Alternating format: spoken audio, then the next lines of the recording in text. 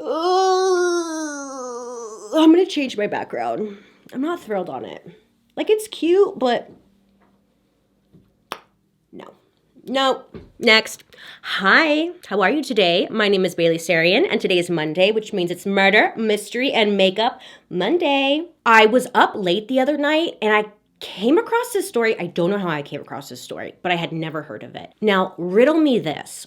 Why is it when a story like this happens so close to home, why is it like so much more scary?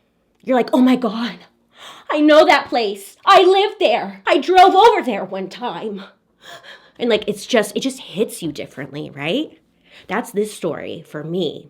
And it's so stupid because it has nothing to do with you, but you make it about you. Don't make this about me. I'm saying it's, we all do this. Don't lie. The way I set this up, I think it might be a little confusing, but that's okay. I'm just going to try my best. You get it. You get it. Okay, so before we jump into today's story, I want to say a big thank you to Casetify for partnering with me on today's episode. I absolutely love Casetify.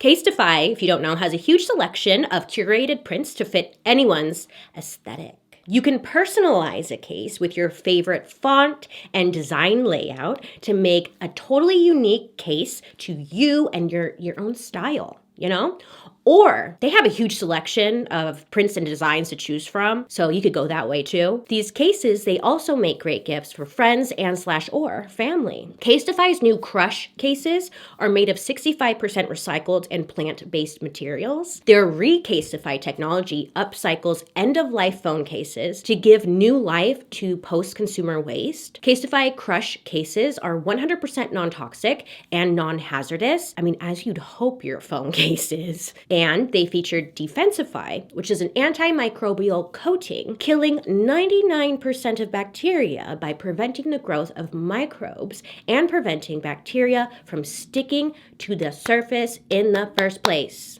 Get your filthy paws off my silky drawers. The new Crush cases are also lined with Casetify's new and improved patent shock-absorbing technology, Chi-Tech 2.0, which offers drop protection of up to 9.8 feet. So your phone, baby girl, is fully protected. Phones are so expensive. Do not be dumb and not protect it. Don't be silly. Cover your Willy. Willy being your phone. I was obsessed with my cow case forever, remember? Moo, I'm a cow. It was time to put her to rest. So now I got this one. And I like it because it's like melting faces. Like, that's how it makes me feel. Casetify also has a Recasetify program that upcycles end-of-life phone cases, bioplastic, and excess plastic to give new life to post-consumer waste. So if you have an old phone case lying around, recycle them with the Recasetify program. Yes, you can protect your phone and the planet with Casetify's Crush cases made of recycled materials and upcycled phone cases. Not only are you recycling your phone case, but you'll also get a special discount for your next purchase. Go to casetify.com/BaileySarian to save 15% off Casetify's new Recasetify collection today. A big thank you to Casetify for partnering with me on today's episode. And a big thank you to you, because without you, I wouldn't be here. If you're ever curious to know what I'm using on my face, I will leave it down in the description box down below. I don't know what I'm going to do, so I'm kind of stalling.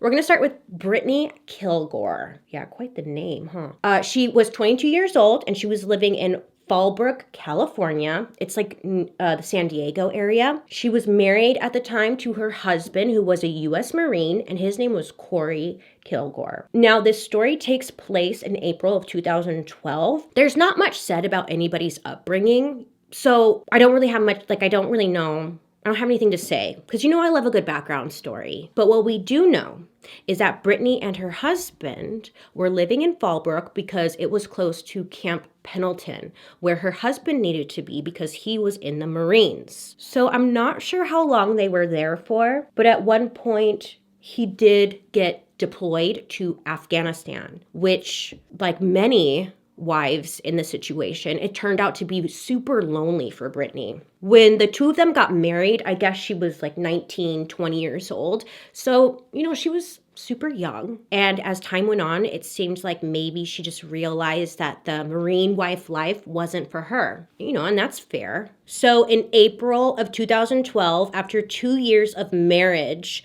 Brittany decided to file for divorce. Now, I guess he was deployed at this time, so she was feeling super lonely. And she also wanted to move back home and just be closer to family. I believe her home, where her friends and family lived, was in Missouri. But I also saw different sources say Pennsylvania. So, two very different places, it seems. So she was going to pack up her stuff and move back home.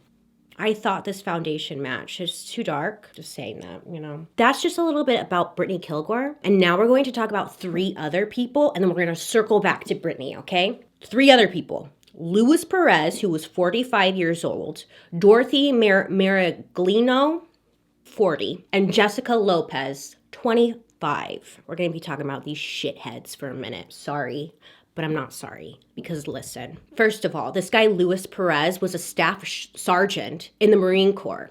Terrifying once you realize how gross these people are. You nasty. So these 3 people were active participants in the BDSM lifestyle. I know that you are mature enough to know that this is not a representation of anyone who participates in BDSM, right? Well, maybe you're thinking, but wait, Bailey, I've never heard of BDSM before. What is it? It's an acronym for bondage, discipline, and sadomasochism. It's a lifestyle. But most of all, it's a lifestyle where consenting participants have certain roles like master, slave, mistress, and sometimes they can give and receive pain during quote unquote play sessions. You get it, whips and change, whoosh, maybe not, their call. So these 3 people were living this lifestyle together, and they had their roles as master, mistress, and slave. Now, Louis, he was the master of the situation, and Dorothy was his submissive. And this other girl, she was like a little bit newer to the group than the youngest, obviously.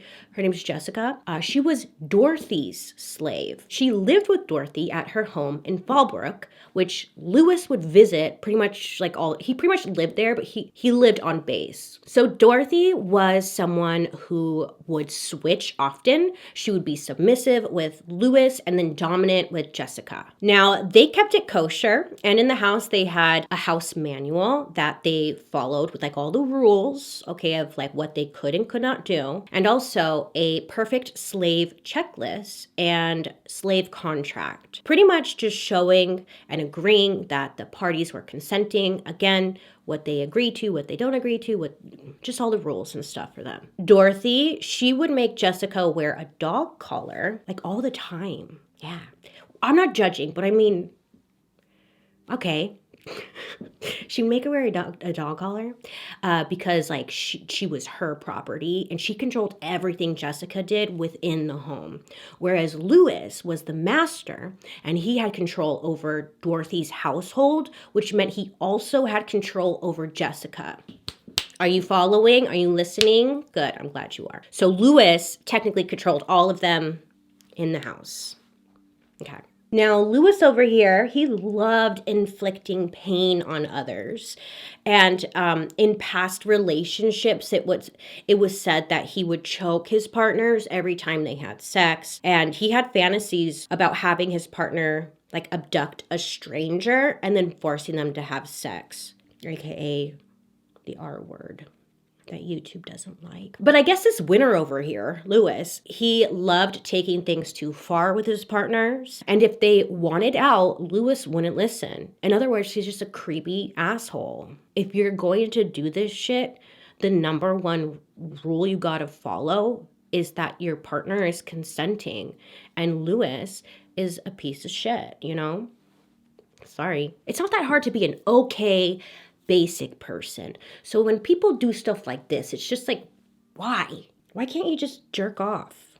Or get a sex doll that you can do things to and you're not hurting anybody. Just throwing out ideas, I don't know why he didn't ask me. He should have asked me. I would have been there to help. Like, hey, sex doll, they've come a long way. The boobs, they move. It's wild. Anywho, all three of these people in the household had BDSM abduction, torture, and murder fantasies, and milking fantasies. I'm throwing that in there because it brought me back to one of my early murder, mystery, and makeup episodes, the Robert Woe episode, which is like just a weird story. This is a side note, I'm sorry. And I'll link it down below if you haven't seen it. But that's when they had like a milking device. And I was like, what's a milking device? Like, what?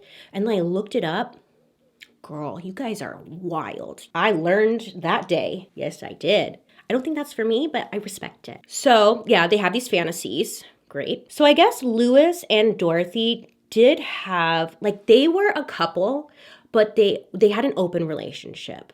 But it was said that Miss Dorothy, as much as she played along with this open relationship idea, she was very insecure, and she believed that Louis was going to leave her for another woman. So she was paranoid, she was insecure, she was jealous, she was everything. So you got the three people there, right? Great. Now we're going to circle back to Brittany Kilgore. So Brittany had a close friend who also lived in the same apartment complex as her, and her name is Elizabeth Hernandez. Now, Elizabeth became good friends with Dorothy in 2011. So Elizabeth would get invited over to Dorothy's house pretty often. I'm not really sure how they met, but they did. Elizabeth would go over to Dorothy's house, and because Brittany was her friend, Brittany would tag along. It was said that neither Brittany nor Elizabeth were involved in like the BDSM lifestyle, but they were aware as to like what was going on in Dorothy's household, and like they were okay with the situation because it wasn't like affecting them in the moment. I guess in the beginning, Dorothy, she liked Brittany. She didn't dislike her. I don't know if they had like the best relationship, but they definitely were cordial. But over time, Dorothy got the feeling that Brittany was being flirty with her main daddy, Louis. Nay. And because of this, tensions were a-brewing.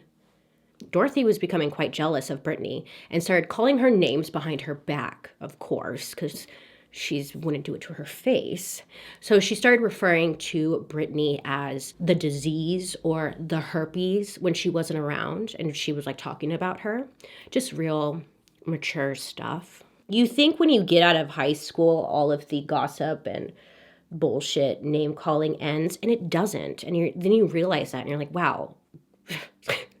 People just are so stupid. So Dorothy was becoming extra friendly with Elizabeth, remember, Brittany's friend. And it was said that Dorothy was trying to recruit her into their BDSM lifestyle because Elizabeth seemed impressionable and easy to control. I think Dorothy liked to have Elizabeth over because like she really loved to just sit around and gossip with her and talk about how much she disliked Brittany. Dorothy would tell Elizabeth like, hey, I can get rid of her if you want. Like, she's so annoying, right? Isn't she annoying?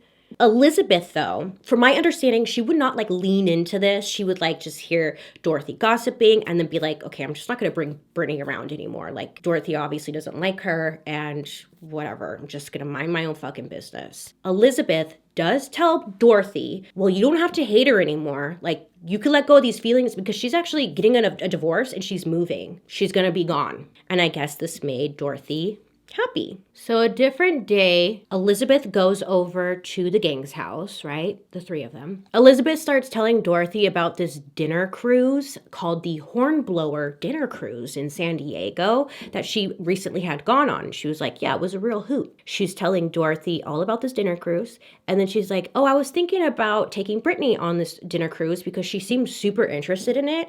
And I just wanted to do something nice before she moves. And nothing seems like out of the ordinary about this conversation, but the seed was planted. So on April 13th, 2012, Brittany is at her apartment and she's packing. So she's at home. She has a friend there who's helping her pack.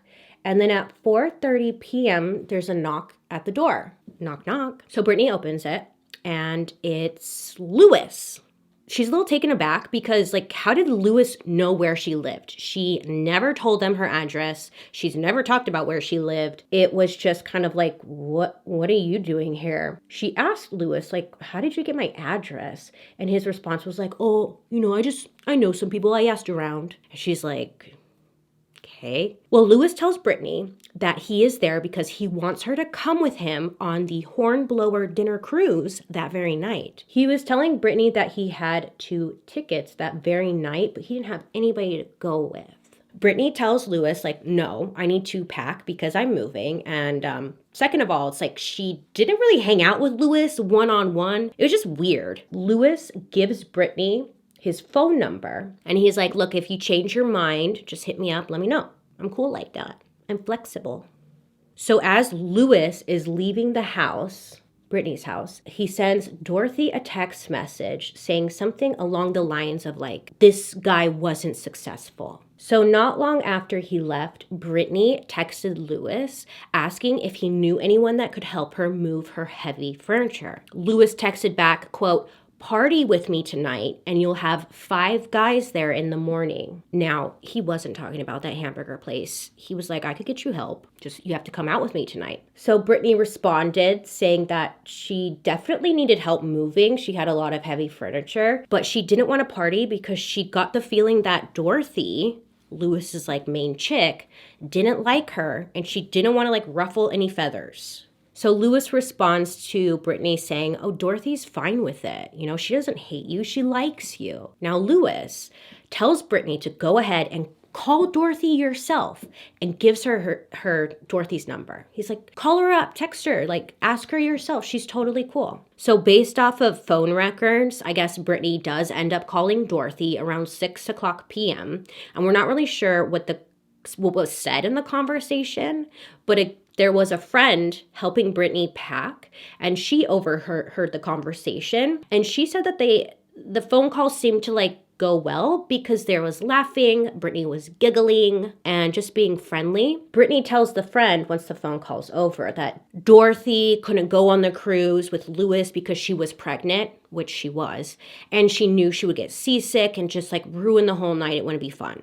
So she's like, yeah, you should go. Like, no big deal. You should go. After hanging up the phone, Brittany tells her friend that she was not interested in Lewis, but she felt like this was her last chance to like experience that dinner cruise before she moved, and she really wanted to go on it. It seemed like a lot of fun. So at 6:10 p.m., Brittany texts Lewis that she will go with him to the dinner cruise. Lewis is like, yay, and tells her to be ready at 7:30 p.m. and he was going to pick her up. He assured her that like in the morning, his friends would come over and help her move. A side note, the Hornblower cruise left the dock at 7 p.m. So I think it's safe to say that Lewis wasn't planning on taking her on this cruise, okay? Because he's picking her up at 7:30. Before leaving, Brittany left her friend phone numbers for Lewis and Dorothy because she just wanted to make sure that she was safe. She was feeling a little unsure about this whole situation. And she's like, here's their numbers just in case. Well, there is surveillance footage that showed Lewis driving up to her apartment complex at 7:36 p.m. And then the 2 of them drive out of the complex at 7:40. So we know that they left together because it's on video.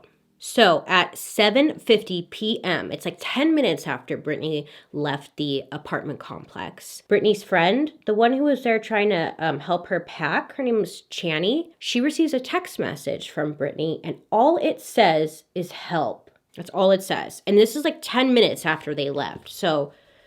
So around 8 p.m., 10 minutes later, her friend is trying to call her. She calls numerous times and she's getting no answer. At 8:05, she, the friend, receives a text message from Brittany that says, yes, I love this party. Brittany's friend instantly knew, or she just got like that really weird feeling that it wasn't Brittany who was texting her. Shortly after, she also received text messages from Brittany that again just did not sound like her. So the friend kept calling and calling and calling Brittany, like, fucking answer, She's like, she texts Brittany like, I'm calling because I need to hear your voice. I need to hear you. I'm not going to do this texting bullshit. So the friend received another text from Brittany that said, okay, music is too loud. Later on, I guess during the trial, Lewis had admitted that he was using Brittany's phone to call her friend while playing loud music from his car to make it seem like she was at a loud party and couldn't talk. Meanwhile, Brittany's friend Elizabeth, the one who introduced her to the group of friends, she got word that like something was up with Brittany. Elizabeth calls up Dorothy. Hello, what's going on? What's going on? I'm hearing like Brittany texted help. You know, I know she's with you guys. What's going on? And Dorothy said that she had not spoken to Brittany and had no idea like what she was talking about. Brittany's friend calls up Lewis's phone and asks him like, what the hell is going on? Can't get a hold of Brittany. We're worried. Lewis tells this friend on the phone that he took Brittany downtown to like some club. She started talking to some guy and he left her there, and that was the last time he saw her.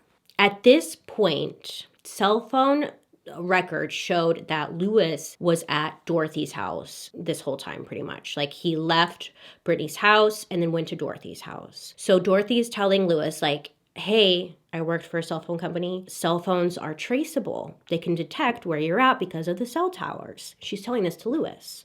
So Lewis, this is just like stupid ass. I'm sorry, but like he is. Like he's so fucking stupid. He's like, what? Oh my God, like phones are traceable. So Lewis is like, okay, in order for my story to make sense, I need to take Brittany's cell phone to downtown San Diego and like dump it so it lines up with his story. But his dumbass didn't realize that like the phone showed that he went to Dorothy's house, then drove downtown San Diego, dropped the phone, and then they could track, they being like police, they could track Lewis's phone and see that he drove back to Dorothy's house. Cell phone data showed Lewis and slave girl Jessica's phone at one point moving east towards Temecula in the early hours of April 14th. Now, their phones were traced to Lake Skinner, and they were there for quite some time. And then the phones moved back to Dorothy's house. Just a bunch of dumbasses, because Dorothy literally told them that cell phones are traceable, and they take their phones with them on this mission. Just like great listening skills, Daddy. Well, on April 14th, Elizabeth, Brittany's friend, remember, she calls up Dorothy. She's like, look, I know you had spoken to Brittany. What's going on? And I guess Dorothy gets all flustered and starts stuttering. She's like, yeah, she wanted, and then she like gives the phone to Lewis, who then tells Elizabeth, I guess like 3 different versions as to what happened that previous night. Nothing was making sense. Nothing was lining up, and nobody had like a clear answer as to where was Brittany. It shouldn't be that difficult, right? Exactly. So after all of this commotion, the police were contacted. Police ended up reaching out to Lewis, who seemed panicky, but he agreed to come talk to police in person. So my nose is running and I just smeared all of that on my face. Okay, great. So Lewis comes down to the police department, and it's noted that like, his story seems to flip-flop. He doesn't have a clear answer as to like where Brittany is, okay? I won't waste my time on what Lewis's excuses were, but what police did notice right away was that his car was caked with like fresh mud. He's like, do you live on a muddy road or something? No, nay, Lewis says, nay. So police are like, okay, noted, like fresh mud on his car, missing girl. Interesting. So Lewis had agreed for police to search his car, and then Lewis was placed under arrest when they found an unlawful weapon inside his vehicle. I'm not 100% sure what it was, but I'm assuming, this is an assumption, I'm assuming it was the taser, which I'll talk about, but I'm not 100% sure. But he was placed under arrest. So then police go down to Miss Dorothy's home, and they perform a search there. So police had noticed, well, first of all, nobody was home. Interesting, right? And police had noticed that some items in the home seemed to be missing. Like they just could tell there were gaps in certain areas. Interesting, right? They also noticed that the house looked and smelled like it had been freshly cleaned. as police kind of were going through the house and whatnot, time's going by. Interesting that they did not come home that evening. So police are like, well, we got to locate these bitches. So they try to locate Dorothy's vehicle by looking up her license plate and whatnot. And they're able to locate Dorothy's vehicle on April 17th at a hotel parking lot near the San Diego airport. Seems like she's making a run for it. Skinnamarink-a-dink-a-dink, skinnamarink-a-doo. I found you. So police go down to the hotel where Dorothy's vehicle was at, right? They go to the hotel, they go to the front desk. They're able to find the room which these idiots are registered for the night because it's under their name. Great, easy peasy, love that. Police, knock, knock, knock, on the hotel door. Now, weird thing happens, let me tell you. Jessica, remember Jessica? She answers the door. Now, it has a chain lock on the door, so it's like they can't open it all the way, right? So she's kind of peeking out. She's like, hello. Can I help you? Police notice that Jessica seems to be breathing like very slowly. And she's like trying to tell police that everything's fine. But they are kind of looking, trying to see behind her and whatnot. And that's when they notice blood on the floor behind her. So police, you know, like kick down the door, whatever they do. And they go into the hotel room. And that's when they find, like, this is bizarre. This is where it gets really kind of weird. They find Jessica in the room, right? She's half naked and she's bleeding from her neck. She has a cut across her neck. It was a suicide attempt. In the room, police also find a handwritten confession letter by Jessica with a sign that says, quote, pigs breed this, end quote. So I'm sure that was really awkward, right? She's like, oh my God, I wasn't calling you guys pigs. I thought I wasn't going to be here when you guys read that. It's just for looks. So in the letter, Jessica took complete responsibility for Brittany's death, saying that she alone had grabbed Brittany, slammed her body into the stairs, restrained her wrist, ankles, and mouth, got a tasered her, wrapped rope around her neck, attempted to cut her body up with power tools, doused her body with bleach, and then dumped her body near Lake Skinner. This is what the letter says. Also in the letter, Jessica expressed her love for Dorothy and loved being her slave and pet. Just like wannabe helter-skelter vibes, right? It wasn't said in any of the stuff I read, but I think it's safe to say, in my personal opinion, I think they were making Jessica take the full blame because she was like the quote-unquote slave, I bet, you know? I'm sure you probably agree. You know, they read this letter and they believed that the killing part was most likely true. Like what was described was true. But they also, they didn't believe that Jessica did this by herself. Because it also said in the letter that Brittany had showed up at Dorothy's house the night before. She just showed up uninvited. She demanded Lewis have sex with her, and that's when the fight started. But based off cell phone records and surveillance, we know that's not true. Police were able to get the hotel surveillance footage. It showed that Dorothy and Jessica went down to the hotel lobby and asked, this is so stupid, asked the front desk lady if they could make copies of this confession letter. And it showed them making 3 copies. Unsure why 3 copies and where they were all gonna go. Yeah, so police knew like Dorothy was involved, okay. On the morning of April 17th, Dorothy had left the state. She like flew to Virginia to go visit her family. So she fucking bounced. She was like, thanks, Jessica. Bye. Well, after all of that, Jessica, she had attempted suicide by slitting her throat, which to me, this is, again, a personal opinion. I feel like maybe Dorothy did that before she left. That's like a very painful way to commit suicide, like in a slow process. Anyways, it doesn't matter. So police take Jessica, she's still alive, to the hospital, and she's arrested Was it worth it, Jessica? A search team goes out to Lake Skinner, and it doesn't take long for them to discover Brittany's body. The medical examiner determined the cause of death to be strangulation. Her neck had been fractured, indicating someone had applied more than 30 pounds of pressure on her neck.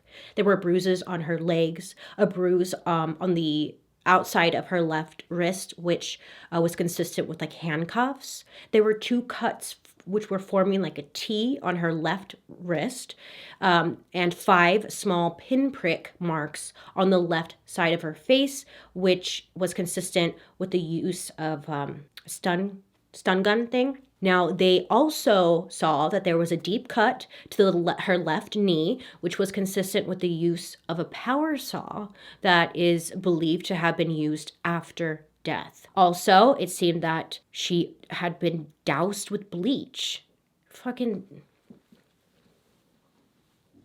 Police searched Lewis's car again, and police find disposable gloves, pieces of plastic, a stun gun in working condition, and there was blood found on the plastic gloves. I don't know why they didn't find this stuff the first time they searched the car. I found that to be weird, but also maybe I just misunderstood that part. Maybe they ran like the DNA tests and stuff and realized that it was Brittany's blood. I'm not sure, but they found this stuff linking him to the crime, and Brittany's DNA was all over the items and in the car. Well, on April 19th, Dorothy's house was searched again, and they found items that were believed to be used in the murder. That's also when police found like the BDSM contracts, as well as a full-on BDSM room, which it's okay. It was a BDSM room, which Dorothy was also converting into her nursery, because she was pregnant. So it was like a BDSM room / nursery. Can you imagine? I don't know. I just feel like maybe those two shouldn't mesh together. But I'm not a parent, so Dorothy, I mean, she was very much pregnant. She was about to pop with Lewis's baby. Anyways, Dorothy, luckily, was arrested in May of 2012, but police could not find any evidence or blood at Dorothy's house, which, would link her to the crime. They didn't have any evidence that she was part of it, you know? So they were a little worried that they just weren't going to be able to link her to the crime. Police searched her truck and they found a rope and a knife, but they couldn't connect those items to the crime. There's no DNA on it or anything. They also found in Dorothy's truck a receipt for cleaning products, water, paper towels, and rubber gloves that were purchased on April 14th. So they thought that's their smoking gun. So a special agent with the Naval Criminal Investigative Service searched Lewis's home, which was on base, and they found BDSM writings, which included some writings by Dorothy, which expressed her throat-slitting fantasy stories, along with Lewis's abduct and murder fantasy stories. Again, it wasn't proof that they did anything, but it just made sense, the situation. Dorothy's cell phone was found a 1.5 years later, which was wiped clean, disassembled, and in the closet of her brother's house in Missouri. Super random. The clothes worn by Lewis, Dorothy, and Brittany on April 13th were never recovered or found. I'm sorry, Lewis, what's the other girl's name? I forget. None of their clothes were found. So all of them are arrested at this point, right? Great, as they should be. During trial, Lewis admitted that he had misled Brittany into believing they were going on a cruise long after they had already missed the boat in order to get her into his car. On October 21st, 2015, the jury convicted Lewis and Dorothy of first-degree murder, conspiracy to commit kidnapping, torture, and attempted sexual battery by restraint. The jury acquitted Jessica of the conspiracy charge, but convicted her of all of the remaining charges. On November 19th, 2015, Lewis and Dorothy received life with the possibility of parole. Okay, if that's what you want to do, jury. And on January 8th, 2016, Jessica received life, also with the possibility of parole. They have all since tried to appeal their convictions. Brittany's husband later came out and like made his own statement saying that what had happened is awful, but also to not believe the news and whatnot, and that Brittany was just like a really nice person. Because the news, you know, when the news gets word about murder, which involves potential BDSM situations, oh, they lose their shit.